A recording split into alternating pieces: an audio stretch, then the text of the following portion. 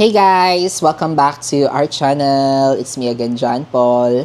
And for today's video guys, i-share ko sa inyo yung mga detailed expenses natin na mga nagastos natin from our last Taiwan travel. And before we start, thank you po pala sa mga nanood ng mga vlogs natin, mga videos natin. At kung hindi nyo pa yung napapanood guys, panoorin nyo na. Gagawin ko siya ng playlist para mapanood nyo rin kung ano nga ba yung mga nag-experience namin during our Taiwan travel from day 1 to day 7. So, para magkaroon din kayo guys na idea about yung mga nag-itinerary namin na pwede nyo din gayahin. Additionally, this video is requested by Bruce Ocampo. Shoutout sa Bruce and thank you for suggesting this video. We stayed there in Taiwan for 6 nights and 7 days. So, yun yung tinagal ng travel namin sa Taiwan and sobrang sulit. Dami namin nakain, dami namin napuntahan. So, ayun guys. At saka ang kagandahan guys is free visa na siya guys. And hindi nyo na kailangan pa mag-prepare pa ng visa. Yung mga basic requirements lang like passport, return flight tickets, yung hotel accommodation, prepare nyo na din, and yung mga other documents. Yung mga basic mga documents na laging hinihingi kapag pupunta tayo or nagta-travel tayo sa ibang bansa. So, start muna tayo sa pre-expenses natin. Pero ito mga nag-expenses natin is for 2 kasi dalawa kami. Ang una muna naming nag-expenses is syempre is yung flight tickets. So, nag-book ako sa Cebu Pacific and binuko siya guys 2 months before our travel.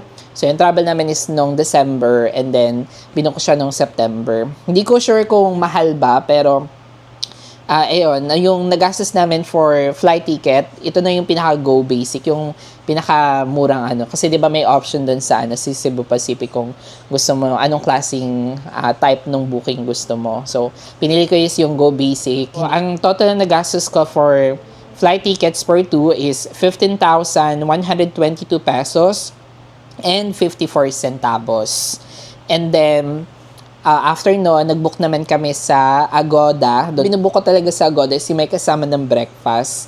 Kasi para pagkagising, di ba, hindi ka na problema kung anong kakainin nyo sa breakfast. Kaya mas maganda talaga mag-book ng mga hotel na may kasama ng breakfast.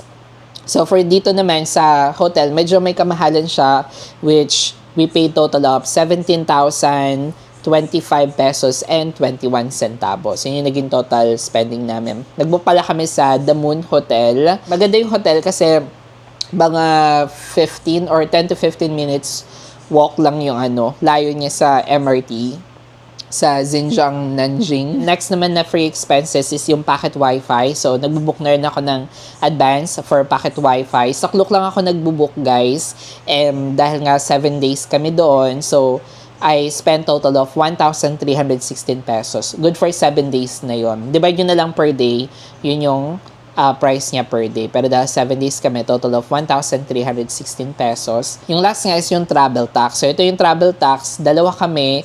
Ang original price ng travel tax ay 1,620 pesos each. Yun talaga yung travel tax. Pero, kapag magbabayad kayo doon sa sa NAIA, tapos gagamit kayo ng card, like debit card or credit card, meron silang fee na 1.30% na madadagdag. Kaya kung ayaw nyo ma-charge ng fee guys, so i-cash nyo, mag-prepare na kayo ng cash, 1,620 pesos each. Pero kami, dahil credit card ko siya guys, so, I paid total of 3,281 pesos and 02 centavos kasi may kasama na siyang fee and good for 2 na siya. So, overall, yung naging pre-expenses natin, we total of 36,744 pesos and 77 centavos for 2.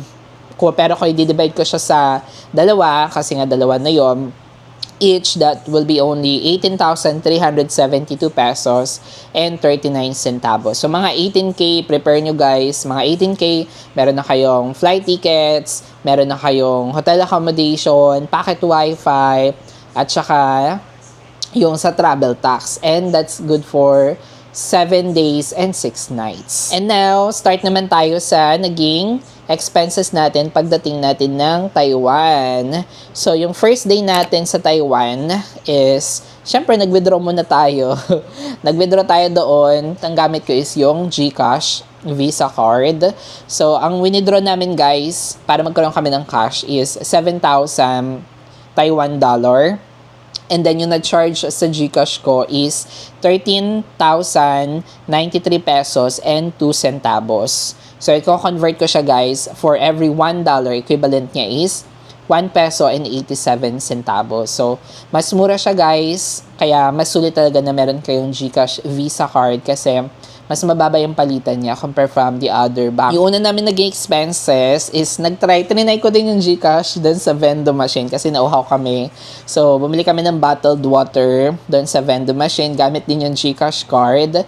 So, $30 siya. Equivalent niya sa peso. Yung nabawas sa GCash card ko is 56 pesos and 10 centavos. So, ang conversion niya is nasa same lang din. 1.87 pesos per every $1. At dahil ito yung una nating ATM withdrawal, so sa mga gastos natin na dollar, na Taiwan dollar, ay gagamitin natin pang convert na is yung 1.87. So, after naming bumili ng bottled water, nag-breakfast kami sa 7-Eleven, gamit na yung cash for $299. So, equivalent niya is 559 pesos and 13 centavos. Tapos, from Taoyuan Airport, sumakay kami ng HRS, so yung tren, yung mabilis na tren, papuntang Taipei Main Station. And we paid 320, good for 2 na yun ha. So, equivalent niya is 598 pesos and 40 centavos. So, ayan, lagay ko na dito sa screen, nandito yung NTD, dito naman yung PHP, yung conversion niya or yung palitan niya sa peso. Ba namin ng Taipei Main Station, dito kami masyado naligaw. Nag-try kami mag-bus. Pero naligaw pa rin kami. So, we paid $30 dun sa bus. So, equivalent niya is 56 pesos and 10 centavos. So, nag-book kami sa Klook ng MRT Only Pass. So, yun pala guys, kung hindi namin na-try yung iPass, yung mga niloloadan na card. So, ang ginawa namin is bumili kami ng unlimited pass, MRT pass sa Klook. Good for 3 days na rin siya. And then, we spent, ito sa peso to ha, kasi doon kasi sa, kagandaan kasi sa Klook, wala lang siya mga, like, yung mga additional fee, yung mga cross-border fee. Kung magkano talaga nakikita nyo sa Klook, yun talaga yung price na ma-charge sa inyo in peso. At dahil gamit ko tong Klook, so gamit ko lagi yung credit card kapag nagbabayad ako sa Klook. So this time, I paid 1,288 pesos for 2 na siya. And then dahil nandun kami sa Xinjiang Nanjing, kailangan namin pumunta ng ng Taipei Main Station kasi doon siya kukunin yung MRT, yung Klook, yung unlimited travel pass. So sumakay muna kami ng tren. Nagbayad kami yung parang bilog, yung parang coin dun sa teller. And we paid $40. So, ito yung equivalent niya, 74 pesos and 80 centavos. And then, after namin makuha yung MRT Unlimited Travel Pass, and kumain kami sa 7-Eleven, doon kami nag-lunch, we spent 390 din. Nag-check-in na kami sa hotel, nakatulog, tapos, nung kinagabihan, nag-dinner kami sa KFC. So, this time naman guys, ang ginamit ko naman is yung Cbank Mastercard ko. So, trinay ko yung Cbank Mastercard. So, kumain kami sa KFC and we spent $358. So, dito sa Cbank, medyo may kamahalan yung conversion niya. Kukunin ko yung conversion niya for every $1, equivalent niya is 1 peso and 89 centavos. Naka-ano na yun naka-decimal. So, medyo may kamahalan siya ng konti, pero may cashback siya. Yun yung kagandahan kay Cbank. Kaya, mababawi pa rin niya talaga yung additional. Kasi nga, dahil sa cashback. Tsaka mas mura pa siya. Magiging mura pa siya dahil nga doon sa cashback. So, may cashback siya guys kapag gagamitin natin yung Cbank card or Maribank debit card natin sa mga in-store purchases, gano'n. And that's 3% that time. Kaya, yung cashback na nakuha ko is 20 pesos and 32 centavos. So, kung ma-minus ko yung 20 pesos and 32 centavos doon sa 677 pesos, so mas mura siya compare kung gagamitin ko yung yung visa, yung GCash visa, 'di ba? And then after na mag-dinner, punta kami ng 7-Eleven, bumili kami ng mga kailangan namin. So, others na to. So, we spent 243. Yun yung first day natin. And then, yung second day naman is punta tayo nag-try tayo ng Maokong Gondola, tapos Taipei Zoo, tsaka Taipei 101. So, kinaumagaan siya. Wala kami masyadong nagastos sa breakfast kasi nga kasama na yung breakfast doon sa hotel. And then, ang ginawa ko, nag-book ako sa Klook ng Maokong Gondola on the same day din yon. So, gamit ko pa rin yung credit card. And then, for two, I paid 1,084 pesos and 50 centavos. And then, pagpunta namin sa Taipei Zoo Station, doon sa Maokong Gondola, so, may tea house doon, guys. Try nyo yun, guys. Mas maganda talaga. Sobrang sulit talaga yung Maokong Gondola. May tea house doon. So, nag-tea kami. We spent total of $360. And then, habang nagtiti kami, so next naman namin is, na plinano is yung Taipei Zoo. So, on the same day din, nag-book din ako sa Taipei Zoo. Medyo mura lang siya, guys, sa Klook. Kasi I paid only 376 pesos. Good for two na yon gamit ang credit card. And then, pagpunta namin ng Taipei Zoo, kumain muna kami doon. Nag-lunch kami sa McDo. Doon may McDonald's doon. Gamit ko naman this time is yung GCash Visa card. Pero hindi ko na check kung magkano yung na-spend namin in Taiwan dollar. Pero nabawas sa akin sa GCash ko is 427 pesos and 31 centavos. Yun nga, kapag gagamit ka ng GCash card is wala siyang cashback. Pero mas mura nga yung kanyang palitan compare sa MasterCard. And then after namin mag-Taipei Zoo is nag-book naman ako sa Klook for Taipei 101. Gamit din ulit yung credit card. And for two, I spent total of 2,034 pesos and 90 centavos. And then after nun, pumunta kami ng 7-Eleven. Bumili kami ng merienda, food and drinks. We spent total of $305. Tsaka kanik-kanik mga pinambibili namin. And then after nun, kumain kami sa local restaurant. Mga local lang na restaurant para matry din namin kung ano nga ba yung mga food nila ng mga locals. So, we spent total of $300. Good for two. And then, after namin kumain is bumili kami ng mga fruits doon sa Family Mart kasi medyo close na yung mga store. So, yung Family Mart malapit lang doon sa hotel namin. So, bumili kami ng fruits para naman medyo healthy yung mga kinain namin that day. We spent total of $187. So, that's for day 2. And then, for day 3 naman, ito naman yung ating naging tour for Yulu, Shifen, and Night GFM. So, wala kami masyadong nagastos sa breakfast. Pero, at that time, yung pinili namin is yung parang European style na pagkain. At wala siyang kasamang rice. Ano lang talaga siya, bread. Pero may ulam na siyang kasama like egg at saka bacon. At dahil Pinoy tayo, so nagdagdag kami ng rice. At medyo mura lang yung rice nila, guys. Kasi, ano lang siya, $15 each. So, total of $30. Good for two. Kung i-convert natin sa peso, that's 56 pesos and 10 centavos. And on the same day then, nag-book ako sa Klook for our tour ng Yulu, Shifen, and GFM. So, I spent total of 2,896 pesos and 40 centavos and peso. Good for two using my credit card. And then, nagmerienda kami sa Family Mart dun sa Taipei Main Station kasi dun yung kitaan. We spent total of $84. And then, sumakay na kami ng bus dun sa Klook. And then, pagpunta namin ng Geopark dun sa Yulu, meron siyang entrance fee, guys. Hindi pa kasama yung entrance fee doon sa nabook namin na sa Klook. And we paid total of $240. Good for two na yun. Divide nyo na lang sa 2 para malaman nyo kung magkano yung per head, yung pang individual. And then doon sa Yulo, madami din ng mga nagbebenta doon. So bumili kami doon ng peanuts ng mani, $100. Next namin na tour is sa Shifen. So sa Shifen naman, bumili kami ng parang beef na barbecue na parang mushroom. Ganun. We spent total of $120. And then sa sa Shifen Old Street, bumili kami ng chicken, yung parang chicken na may rice. Tapos ice cream, tsaka yung sikat na milk tea. So we spent total of $300. Good for two na yon. And then, yung last namin na tour is Night Geofem. Yung papasok ng Geofem talaga is iwalay pa. Kaya para magta-transfer talaga, nag-transfer kami ng bus. And then, di pa kasama yung fare dun sa bus. Pero mura lang naman, like $40. Good for 2 na yon, which is $20 each. Ganun din, pagbalikan. So, $40 each. Pero, nung pagbalik namin, nilibre na kami nung kasama namin, kaya wala na kami nagastos pabalik. Kumain kami sa Night Geofem. Tirayin namin yung shrimp ball. Yun lang yung nagastos namin doon, $110. Kasi puro free taste. Dami namin mga nakaing free taste doon. Kaya, nabusog na rin kami. Hindi kami masyado napagastos doon. Kaya, sulit na din talaga yung Night Geofem. And then, kumain kami sa 7-Eleven. Nag-dinner kami. After nung tour namin, we spent total of $300.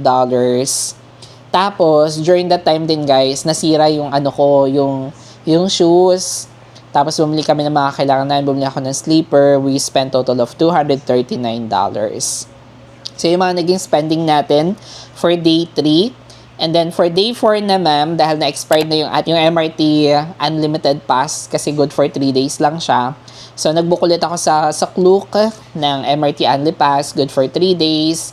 So, gamit ang credit card. So, for 2, total of 1,280 pesos and 30 centavos. MRT station namin kinuha yung MRT Unli Pass na yon. So, sumakay muna ulit kami ng tren, bumili muna kami ng parang coin. Pero this time, nakapagtataka kasi una namin kuha ng tong MRT Unli Pass, yung binayad namin is $40 total, good for 2. Pero ngayon, dalawa na to, $20 lang yung siningil sa amin. So, hindi ko alam ba't nagbabago-bago yung presyo niya. Pero yun yung binayad namin. And then, after namin makuha yung MRT Unli Pass, pumunta kami ng Shiminding, and bumili kami ng mga street food muna doon. We spent total of $160. And then, bumili na ako ng shoes sa ABC Mart. Mura lang to guys. Mura lang yung nabili ko, yung Converse. I spent total of $1,170. So, equivalent niya guys sa peso is 2,219.46 kasi gamit ko dito yung Cbank Mastercard. Kasi nga dahil sa cashback. So, kung i-convert ko siya guys into peso, so every $1 niya is 1 peso and 90 centavos. Yun yung palitan ng Cbank Mastercard. Pero dahil may cashback ako na 66 pesos and 58 centavos, so sulat niya din. Mas mura siya compare sa GCash card, diba? And then after namin bumili ng bago kong shoes, kasi nga nasira na yung shoes ko nung nung nakarang araw, nung after namin ng Klook tour, kaya napabili na ako ng shoes that day. And then, after nun, bumili kami ng milk tea. This time naman, nag-try naman ako ng GCash para malaman ko kung magkano ba yung palitan ng GCash. So, bumili kami ng milk tea doon sa Shiminding. Mura lang yung nagastos namin. $110, good for 2. And then, yung na-charge sa GCash ko is 207 pesos and 56 centavos. So, kumbaga parang 1 peso and 89 centavos lang siya for every $1. So, mas mura pa rin talaga yung GCash. Yun nga lang, wala siyang cashback. And then, doon na rin kami bumili ng pasalubong. Aga na yung bumili ng pasalubong sa Shiminding. We spent total of $539. Tapos, kumain kami doon sa local Chinese restaurant. Medyo nalito kami kasi walang translation. We spent total of $330. Tapos, uminom kami ng fruit shake, $150. Pumunta kami ng 7-Eleven kasi naghanap pa kami ng ibang mga pasalubong. So, 7-Eleven kami nakahanap. This time, ginamit ko yung Cbank Mastercard para dahil sa cashback. So, I spent total of 1,261 pesos and 49 centavos. Nasa $664 siya in Taiwan. So, equivalent niya is for every $1, it is 1 peso and 90 centavos. So, may cashback ako kaya medyo nakamura din. Uwi na kami, pero nag 7-Eleven muna kami. Nag-ice cream kami sa 7-Eleven. We spent total of $158. And then, nag-dinner naman kami sa KFC. And we spent total of $357. This time, gamit ko naman ulit yung GCash Visa card. Di ko alam kung bakit. Siguro dahil may laman pa yung GCash ko that time, kaya ginamit ko na yung GCash. So, na-charge lang sa GCash ko is 675 pesos. So, nasa 1.89 or 1 peso and 89 centavos per every $1. Yun nga lang, wala siyang cashback. Kaya mas maganda pa rin tayo gamitin yung Cbank or Maribank Mastercard sa mga purchases kasi may cashback siya. Ito namang GCash, mas maganda siya gamitin pang withdraw. Ayun, yun yung tip. And then yung day 5 natin is pumunta tayo ng Chiang Kai-shek at saka Rawe Night Market or Rawe Market. So yun, nag-add kami ng rice for $30. And then pagpunta naman ng Chiang Kai-shek, pagpasok doon, walang entrance fee or kung anik-anik. Pero bumili kami sa vending machine ng drinks for $40. After nun, pumunta kami ng Rawe. Sumakay kami ng tren, punta kami ng Rawe. Doon na kami kumain ng lunch doon sa local restaurant. We spent total of $275. Tapos nag-milk tea kami doon habang nag-aantay mag-open yung Rawe. We spent total of $109. And then, bumili si Arvin ng jacket when he spent only $99. Mura lang yung jacket na nabili namin doon, guys. And then, bumili din ako ng pants. Medyo mahal yung pants na nabili ko, which is total of $399. Ito naman yung pagkakamali ko ulit kasi padaan ulit kami ng 7-Eleven. Nakakita ako ng mga magagandang keychain doon. Wala masyadong mga nakalagay na price tags. Hindi kuha lang ako ng kuha. Hanggang sa umabot na pala, ang mahal pala ng mga keychain sa 7-Eleven. Kaya kung bibili kayo ng guys ng mga keychain, doon na lang sa mga mga boutique, yun sa mga local na talaga, imbes na sa 7-Eleven. Pero yun nga, ito nga yung pagkakamali ko. So, gumamit ako ng Cbank Mastercard. I spent total of $1,385. So, in peso, nasa 2,633 pesos siya. So, ang dami kong masyadong kinuhang keychain. Ang mamahal kasi mga keychain nila doon.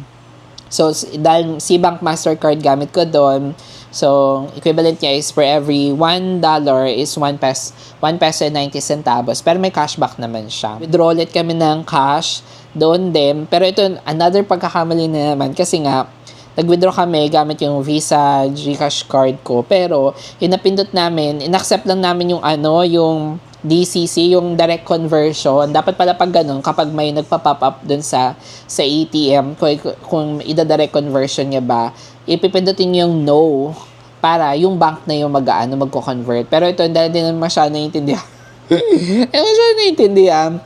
Yes na kami ng yes. Kaya naman, yung nagasto sa amin, yung withdraw namin na $1,000, yung nabawas sa GCash card ko is 1,974 pesos and 67 centavos kasi direct conversion na yung napindot namin. So, equivalent niya is sa $1 is equivalent niya is 1 peso and 97 centavos. So, mahal talaga yung direct conversion. Kaya kapag may lumalabas ng mga DCC, i-know nyo siya, guys, sa ATM machine. Sa Rawi Market, bumili kami ng bread. We spent out total of $135. This time, dahil nga 1.97 na yung conversion ng pera na cash na gamit namin. So, ang gagamitin natin is yung 1.97 sa pagmumultiply para makuha natin kung magkano in peso. So, 165 pesos and 95 centavos yung equivalent niya. Bumili si Arvin ng beer for $160. Bumili kami ng Shaolong Bowl, $100. Tapos yung potato balls na masarap doon sa Rawi Night Market. Mura lang siya, guys, $50. Tapos nag-take out kami ng pagkain doon, $110. Tapos bumili kami ng fruits doon sa mga tabi-tabi for $100. So yun yung mga naging spending natin for day 5. Dami tayong pagkakamali pero okay na din, namin natin natutunan. And then for day 6 naman, ito na yung last na tour namin, which is sa Wulay. So nagwulay tayo. That time naman ulit, nag-add ulit kami ng rice, which is total of $30 doon sa aming breakfast. Tapos sumakay kami ng bus galing ng Taipei, papuntang Wulay, which is $80. Good for 2 na yon, so $40 each. And then, nag-Wulay log cart kami, which is $100. Good for 2 na yon, so $50 each. Ginamit natin na cash dito is yung yung na-withdraw natin doon sa Rawi Market na 1.97 pesos yung conversion. So, kaya ganito yung presyo niya in PHP. $59 pesos and 10 cents, 157.60. So, yun. Kasi yung ginamit natin yung kanina na 1.97 pesos per every $1. Pero that time, wala na kaming pera, guys. Nabos na yung 1,000 cash namin. So, nag-withdraw ulit kami gamit yung GCash Visa card for the 3rd time. So, natuto na kami. Pero this time, sa Bank of Taiwan, hindi na siya nag-ask kung direct conversion ba. Kaya, medyo mababa na yung palitan, which is 1,875 896 pesos and 65 centavos lang yung na-charge sa Visa card namin. So that will be, for every $1, equivalent niya lang is 1 pesos and 89 centavos. So ito naman yung ating gagamitin para ma-convert natin yung mga magagastos nating cash. So, after no, kumain kami doon sa local restaurant doon sa sa Wulay. We spent $240. Good for two. And then, nag-book ako sa Klook nung cable car for Wulay Yushim cable car. Ayun, yung paakyat. So, sa Klook ako nag-book gamit yung credit card. I spent total of 1,114 pesos. Good for 2 na rin yun, guys. Divide yun na sa 2 para malaman kung magkano yung individual, yung each price. And then, kumain kami ng ice cream doon. We spent total of $80. And then, we spent $100 naman, guys, doon sa Wulay Old Street. Kumain kami ng mga pagkain na mga binibenta doon. Pero dahil pabalik din noon, sumakay ulit kami ng log cart. So, additional $100 siya, guys. Diyadag ko na siya dito sa bus fare and log cart. Kasi $80 yung sa bus, and then $100 naman in total for log cart. So, good for 2 na yun. Kaya, niyagdag ko na dito $180.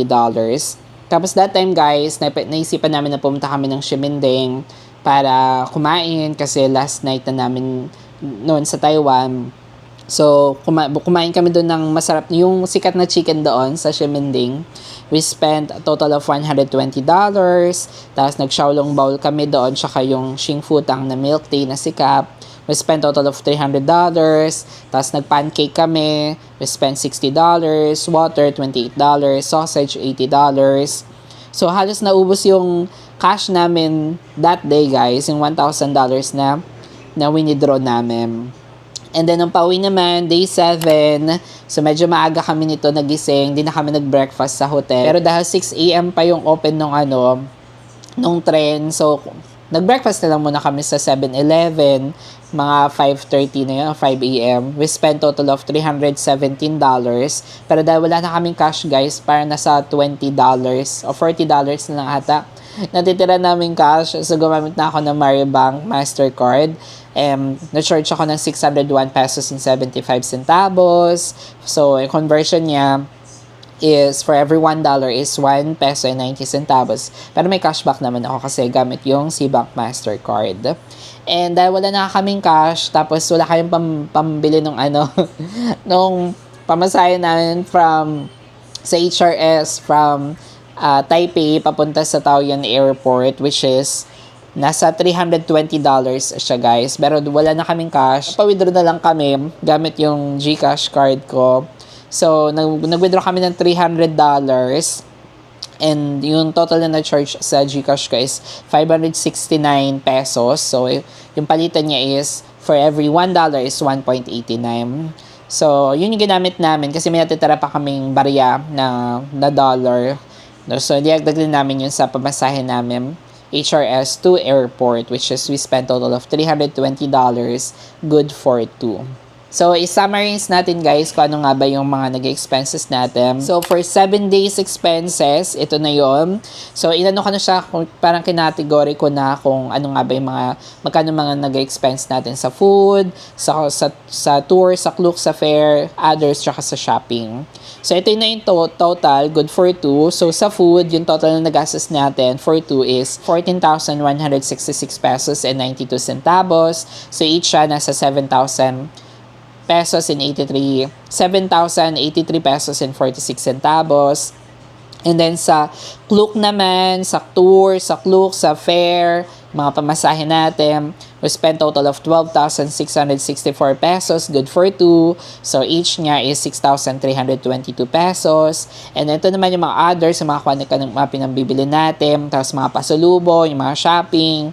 So, we spent total of 8,954 pesos and 48 centavos. So, good for 2 is 4,000. Good for 2 na yon. And then, for each naman, kung i-divide natin sa 2, is 4,477 pesos and 24 centavos. So, in total, yung mga nag-expenses natin doon is, for 2, is 35,000 pesos, 35,785 pesos and 40 centavos for 2. Pero kung Individual expense namin for 7 days is 17,892 pesos and 70 centavos. Na balikan natin yung naging pre-expenses natin kanina. Na-discuss ko na ito yung airfare natin, yung hotel, yung pocket wifi, yung travel tax. So, kaya i-add natin yung total, 35,785 pesos and 40 centavos plus 36,744.70. Ang total na naging spending natin, lahat-lahat overall, for 2 is 72,530 pesos and 17 centavos. Good for 2 na yon. Pero kung i-divide natin siya sa dalawa, dahil tag-isa kami, individual, that means 36,000 pesos, 265 pesos, and 9 centavos. So, ito yung nagastos namin each for 7 days and 6 nights in Taiwan. Yun sa mga naging spending namin. Pero it's up to you naman paano nyo siya magagastos, kung mapapatipid nyo pa siya, that's good. Pero I think eto, para magkaroon kayo ng idea din. Kung pupunta kayo ng Taiwan mag-stay kayo for 7 days and 6 nights, so prepare na kayo siguro mga 36, around 36 or 35. Siguro maximum na yun, depende sa spending habits nyo. Pero, ayun, mga 36 or 35,000 pesos, around that amount, you can now travel to Taiwan and stay there for 7 days and 6 nights. Ito yung nagastos namin guys but then again, it's up to you kung paano nyo siya i-handle. And one more thing, isa din sa mga reason kung bakit naging successful yung travel namin, it's because God's provision, by the grace of God talaga. And pinagpray talaga namin yon na maging successful yung travel namin. Kaya once, kapag pinag-pray mo talaga yung isang bagay, bibigay talaga sa'yo. Kaya always pray. Pag-pray nyo guys yung mga magiging travel nyo na maging successful para hindi kayo masyadong mapagastos ng todo-todo. So, pray for wisdom, tsaka yung pag-iingat na din. Kaya very important talaga yung prayer bago yung mag-start yung travel, habang nagpe-prepare kayo, at tsaka during the travel din. So, mas maganda talaga yung prayer. And before I close this video guys, I'll share this verse from Philippians 4 verse 6, sabi nga, do not be anxious about anything, but in every situation, by prayer and petition, with thanksgiving, present your request to God. Okay, it's very important guys na mag-pray sa lahat ng mga plano natin, lahat ng mga goals natin, lahat ng mga expenses. So Lord kasi yung nag-provide ng mga expenses namin, kaya sobrang thankful talaga ako. Kaya very important talaga mag-pray guys kapag may mga pinaplano tayo mga travel, during our travel. At saka syempre, huwag natin kalimutan magpasalamat din kay Lord na after natin mag-travel. Kaya yun lang, lagi tayong mag-pray, okay? And don't forget to like and subscribe to this channel. Again, this is JP. Thank you guys for watching and see you on our next vlog. Bye!